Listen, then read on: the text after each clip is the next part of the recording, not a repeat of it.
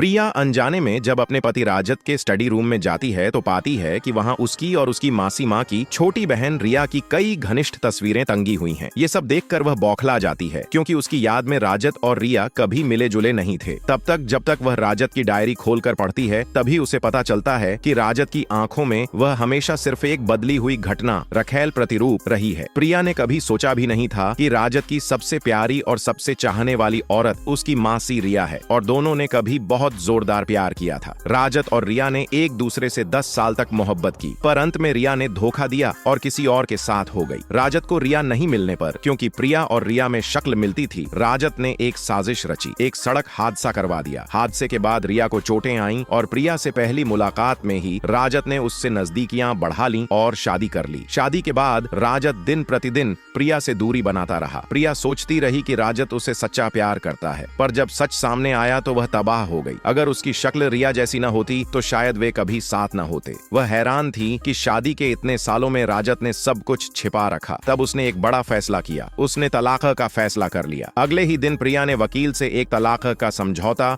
और एक गर्भपात की सहमति पत्र तैयार करवा ली। वह राजत की पत्नी होते हुए किसी तरह की प्रतिरूप नहीं बनना चाहती थी। अगर राजत रिया से इतना प्यार करता है तो उसे माफी नहीं मिलेगी। भले ही वह राजत का बच्चा गर्भ में हो, वह उसे पैदा नहीं करना चाहती। इसलिए उसने दोनों कागज पति के सामने रख दिए और कहा कि उन्हें साइन कर दे। राजत ने बिना ध्यान दिए और बिना पढ़े साइन कर दिए। प्रिया ने सवाल किया, क्या उसने कागजों को पढ़ा भी? राजत ने माना कि वे सिर्फ कार घर से जुड़े कागज हैं और पूछा कि क्या आज प्रिया का प्रीनेटल चेकअप नहीं है और वह भी साथ जाएगा। पर जब वे कार में बैठे तो राजत के फोन पर रिया का कॉल आ गया। राजत ने फोन उठाया क्योंकि रिया देश वापस आ गई थी और वह उससे मिलना चाहता था। रिया की आवाज सुनते ही राजत ने बिना कुछ सोचे समझे काम का बहाना बनाकर कहा कि उसे तुरंत बाहर जाना पड़ेगा और प्रिया को अकेले अस्पताल जाने के लिए कह दिया। प्रिया समझ गई कि राजत रिया से मिलने जा रहा है, पर उसने कुछ नहीं कहा, चुपचाप कार से उतर गई क्योंकि उसके पास तलाक और गर्भपात की सहमति पत्रों पर राजत के साइन थे। अस्पताल में प्रिया ने डॉक्टर को गर्भपात की सहमति पत्र दी क्योंकि यह राजत का धोखा था और उसका बदला यही था। प्रसव के बाद घर लौटकर उसने अपने आभूषण, बैग और कीमती सामान नौकरों से हटाकर नीलामी में बेचवा दिए और जो भी पैसा आया उसे वह गरीब पहाड़ी इलाकों में दान कर देगी, यह उसने कहा। राजत ने पूछा, क्या हुआ, तुम ये सब क्यों बेच रही हो? प्रिया ने बस कहा कि उसे अब ये चीजें पसंद नहीं और दान कर दे रही है ताकि बच्चे के लिए पुण्य बन सके। राजत को लगा कि प्रिया सदैव से बहुत कमजोर दिख रही है, पर उसे नहीं पता था कि वह गर्भपात करवा चुकी है। तभी प्रिया के मायके से फोन आया। पता चला कि रिया कल ही वापस आई है और परिवार उसके लिए एक स्वागत समारोह, खास मुलाकात रख रहे हैं और वे प्रिया को भी बुला रहे हैं। अब जब प्रिया सच जान चुकी थी, वह रिया को देखना तक नहीं चाहती, इसलिए उसने इनकार कर दिया। राजत ने फोन छीनकर हिंदोती खुशी से तुरंत हामी भर दी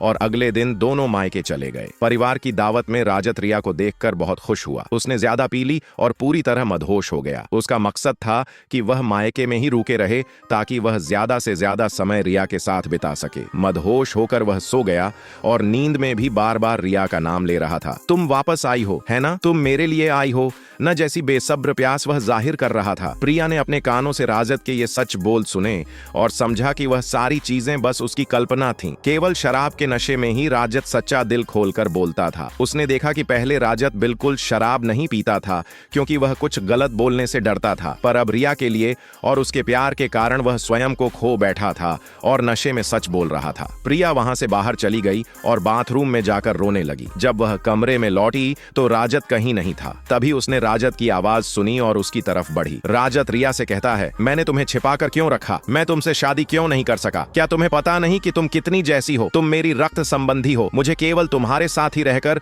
दुनिया के सामने तुमको दिखाना है और मुझे छिपने की जरूरत नहीं पड़ेगी। वह आगे कहता है कि जब वह पेरिस गया था तो नीचे घंटों तुम्हारा इंतजार करता रहा, बस तुम्हें चोरी छिपे मिलने के लिए। वो कहता है, तुम्हें पाना ही मेरी चाहत है। मैं जब तुम्हारे साथ रहूंगा तब मैं खुलकर तुम्हें अपने सामने ला सकूंगा। प्रिया समझने लगती है कि राजत ने उसे सिर्फ बदले में रखा, वह बस एक जगह भरने वाला था। राजत कहता है कि भले ही प्रिया उससे प्यार कर ले, वह केवल इसलिए आकर्षित होगी क्योंकि वह रिया जैसी दिखती है और बच्चे का नाम भी राजत ने तय कर रखा होता है। शिवान वह कहता है कि उनके नाम और बच्चों के नाम उसने सब सोच लिया है। वे हमेशा साथ रहेंगे। प्रिया को एहसास होता है कि शादी के 3 साल बीत गए और राजत का दिल किसी और के लड़की के लिए धड़कता है। जब प्रिया को अस्पताल में चोट लगी और वह भर्ती हो गई, राजत जल्दबाजी में रिया के पास जाना चाहता है। उसे कोई फर्क नहीं पड़ता कि उसकी पत्नी बुरी हालत में है। उसने कहा कि वह रिया के साथ वापस जाना चाहता है और रिया भी कहती है कि अगर कुछ हुआ तो वह 10 गुना बदला लेगी। फिर वे बोलते हैं कि अगर ये चीजें जैसे डायरी और फोटो शिखा के हाथ लग जाएं तो क्या होगा। इसलिए राजत कहता है कि उसे डर है कि शिखा अगर देख लेगी तो क्या होगा। रिया कहती है कि वह राजत के लिए सब सह लेगी और कहती है तुम केवल मुझे कहो, मैं तुरंत उससे अलग हो जाऊंगी। प्रिया ने सब कुछ सुन लिया और जब घर लौटती है तो राजत फिर वहीं जाता है। रिया के साथ सब कुछ फिर से ठीक करने का सोचता है। फिर एक सीन आता है जहां प्रिया को फोन पर कहा जाता है कि एक दोस्त ने जन्मदिन मिलन समारोह में एक रिजर्वेशन करवाई है, रात्रि भोज के लिए सभी आएंगे। तब कुमल और तन्वी भी आएंगे। लोग बात करते हैं कि जब सालों पहले कुमल ने तन्वी के लिए कितनी गुलाब दी थी और उसके लिए गीत लिखे थे। भीड़ में कोई कहता है कि वे पहले एक दूसरे के साथ थे और उनका अफेयर पूरे कॉलेज में मशहूर हुआ करता था। कोई प्रिया से पूछता है क्या उसने कुछ गलत समझ लिया है, तुमने कुछ गलत समझ लिया क्या।